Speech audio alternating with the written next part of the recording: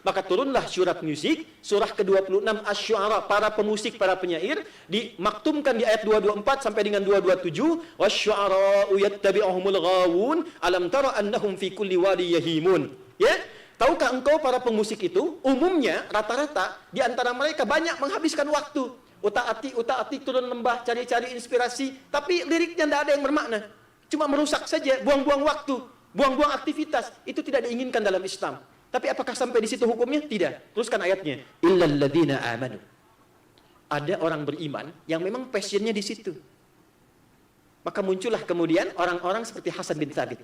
Dia keluarkan syair Islami dan diangkat oleh Nabi menjadi syairun Nabi, pemusik di samping Nabi. Dan Hasan bin Thabit menghafal Quran. Dari sini muncul teori dikembangkan. Maka Islam muncul ke Persia. Muncullah dal, ra, lam, mim, fa, sod, lam, si, dal. Do, re, mi, fa, sol, la, si, du. Dal, ro, mim, fa, sod, lam, si, dal. Itu dari Islam di Persia. Lalu ditangkap kemudian oleh Barat belajar, dibawa ke Barat, dikombinasikan lewat notasi. Jadilah notasi seperti sekarang. C, D, F, G, A, B, C, G, A, B, C, D, F, G, D, F, G, A, B, C, D, A, B, C, D, F, G, A, F, G, A, B, C, D, E, B, C, D, F, G, A, B, F, G, A, B, C, D, A, B, C, D, A, tuh. Kunci A, kunci F mayor, A minor dan sebagainya itu ada di situ. Nah, ketika dimunculkan dulu masa Islam, itu musik dirangkai untuk menguatkan keislaman, khususnya membuat gramatika untuk memudahkan belajar Islam. Bismillahirrahmanirrahim. Assalamualaikum warahmatullahi wabarakatuh. Alhamdulillahi wa kafa. Wassalatu wassalamu ala rasulillahil mustafa wa ala alihi wa ashabihi wa man wafa. Amma ba'du.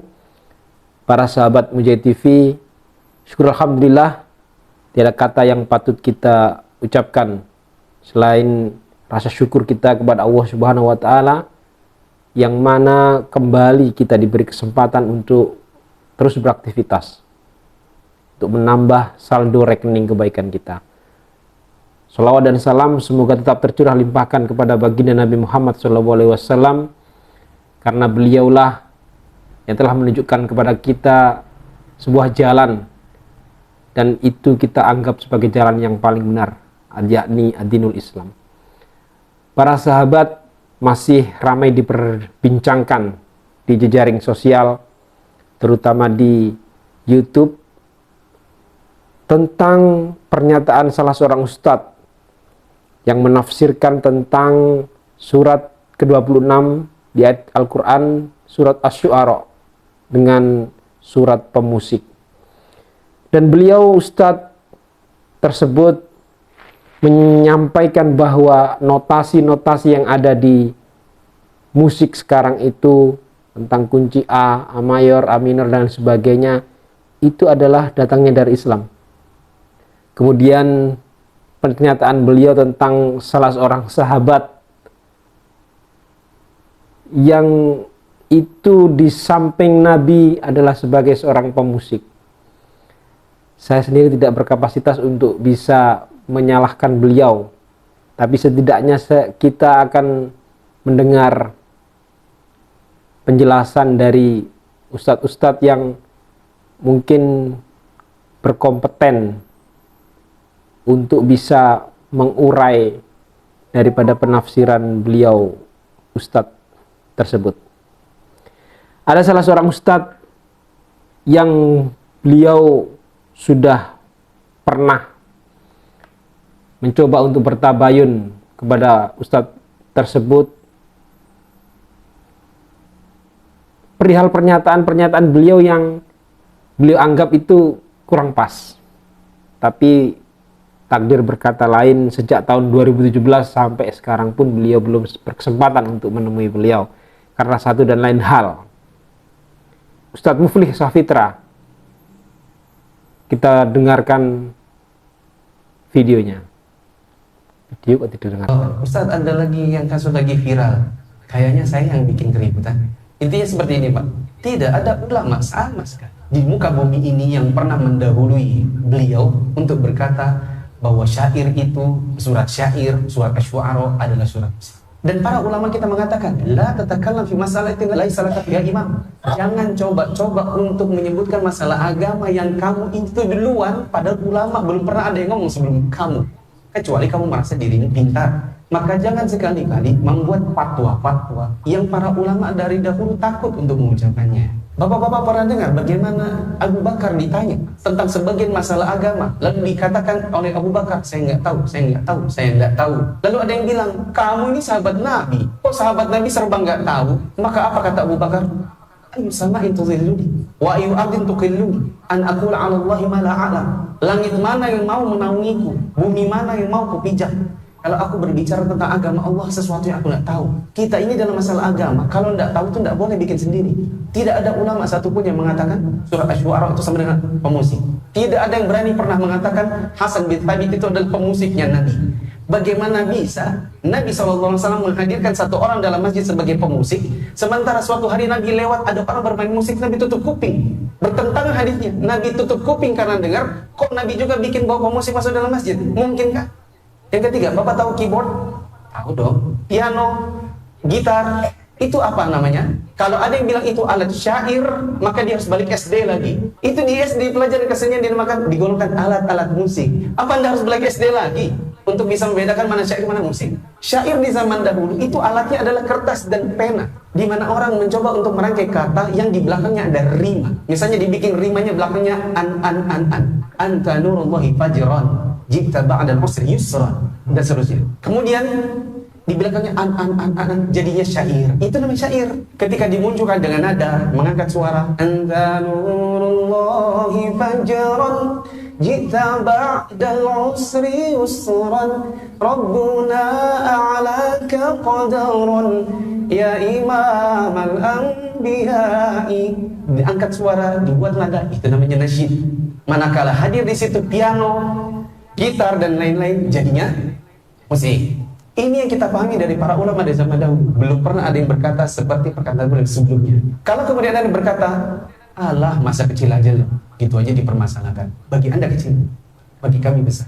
Kenapa bagi kami besar? Karena ada banyak kemaksiatan yang ada di kalangan kaum muslimin, itu sangat enak dikerjakan kalau ada musik. Orang di mana minum khamr lebih enak kalau ada musik.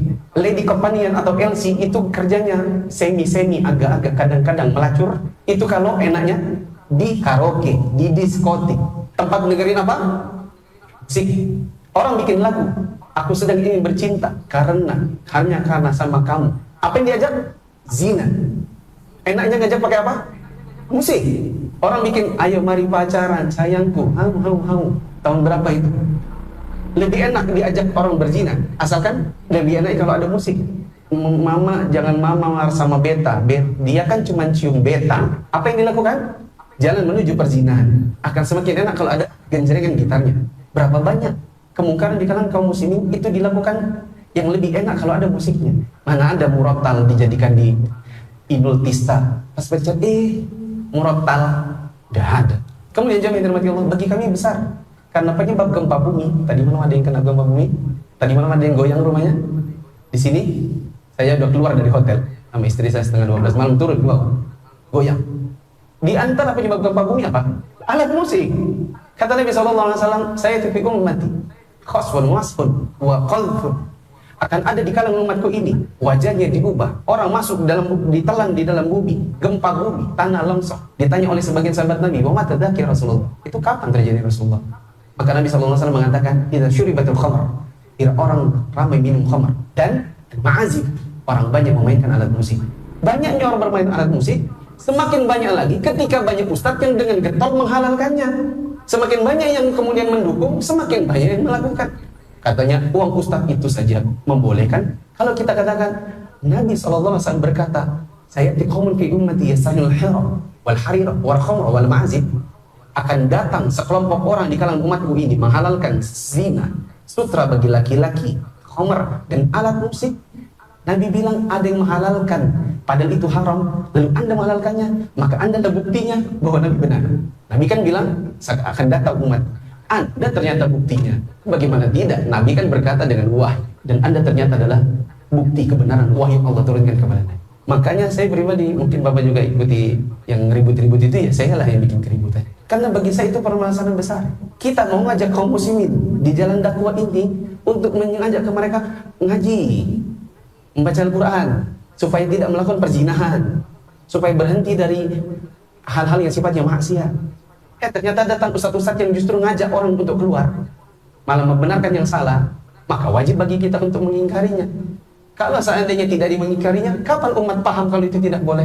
Kalau ada yang berkata, tapi kan nggak bisa Kak Ustaz, 4 mata. Sudah pernah kami mau 4 mata. Saya sudah datang ke sini. Kena ya. Bukan marah, pas kena tangan. Saya sudah datang ke sini. Waktu itu, 2017. Saya sudah datang ke Bekasi, mau cari orangnya. Oh, nggak jadi. Sudah. Bukan kita ini tidak mau. Saya sudah datang. Dan saya sudah mencoba. Tapi ternyata tidak bisa. Kalau gitu lewat tulisan. Nggak bisa juga, ya sudah, begini. Bukankah Nabi SAW pernah melakukan apa yang saya lakukan? Saya mencontoh perbuatan Nabi. Nabi itu bukan kalau ada apa-apa tuh 4 mata, 4 mata, 4 mata. Tidak selalu 4 mata. Nabi itu pernah ngomong di atas mimbar, disindir orangnya. Semua orang tahu dia. Jadi saya kalau ngomong di media sosial, itu bukan tidak pakai dalil. Siapa yang pernah kena begitu? Ada 2 orang di antaranya. Seorang sahabat namanya Ibnu Lutbiyah atau Ibnu Latabiyah. Nabi SAW utus dia untuk keliling Madinah kumpulin zakat. Ternyata dia ngambil duit-duit dari orang yang dikumpulin zakat. Balik-balik kepada Nabi, dia bilang gini, ini buat Allah dan Rasulnya, ini buat saya. Marah Nabi. Nabi SAW naik ke atas mimbar, terus disindir. Ada orang, kami suruh kumpulkan zakat, pulang-pulang ke sini malah bilang ini untuk Allah dan Rasulnya dan ini untuk saya. Coba kalau kami tidak tugaskan dia sebagai pengumpul zakat, apa dia dapat harta begitu? Dan orang tahu itu Ibnu Lutbiyah, makanya sampai sekarang sampai kita tahu itu perbuatannya Ibnu Lutbiyah. Nabi tidak 4 mata sama Ibnu Lutbiyah. Ada seorang laki-laki, dia punya budak, budaknya namanya perempuan namanya Bariroh. Bariroh ini ingin memerdekakan dirinya. Bariroh teman Aisyah, maka dia datang, oh ya Aisyah, bisakah kalau engkau membeliku? Aku ingin memerdekakan diri. Maka akhirnya Aisyah mengatakan kepada Nabi, ya Rasulullah, kita merdekakan Bariroh. Ya Rasulullah, katanya si tuanya Bariroh, oke, boleh Aisyah beli. Tapi walaknya, walak itu nanti kalau Barirohnya wafat, warisannya buat dia, itu walaknya. Tapi walaknya maunya buat si tuannya. Marah Nabi. Nabi naik ke atas mimbar, Nabi sindir. Nabi bilang, ada orang mau merdekakan budaknya, terus dia bilang, tapi walaknya buatnya. Tidak bisa. Walak itu buat yang memerdekakannya. Bariroh ini walaknya buat Aisyah, bukan buat tuannya. Semua orang tahu siapa tuannya Bariroh. Artinya jangan yang terima Allah, jangan selalu empat mata itu kan nanti membaca. Tidak selalu. Kita kalau seandainya sudah mempublikasikan seperti ini saya sudah dipublikasikan lewat ini. Nanti kalau misalnya ada yang mengkritik, Ustaz Mufli salah nomor 7, salah nomor 8, antum keliru. Ada yang membantah, saya harus siap. Kalau saya tidak siap, harusnya nggak usah ngajar. Kalaupun mau ngajar, harusnya jangan pakai kamera. Kalau tidak siap dikritik orang, kan Anda sudah siap mau dikritik sana sini, makanya Anda publikasikan gitu.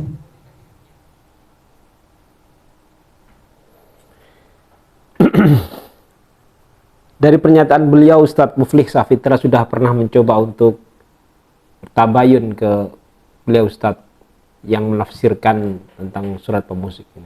Tapi karena satu dan lain hal, beliau belum berkesempatan.